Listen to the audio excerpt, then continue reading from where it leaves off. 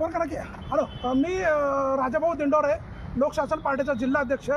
इथं स्मार्ट सिटीच्या अंडर जे जे कामं झालेले आहेत त्याची आज फार दुरवस्था बघण्यात मिळतं.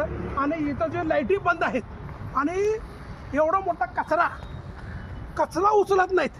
आणि सोलापूर शहरामध्ये गड्डा यात्रा भरून रिकामे झाले आणि पैसे घेऊन दुसरेच मोकळे झाले. आणि कचरा काढणार कोण?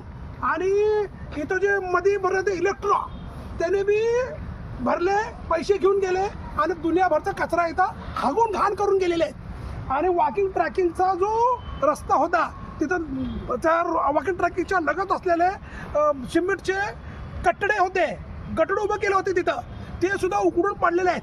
आमचं म्हणणं ही तात्काळ लवकरात लवकर दुरुस्ती करा.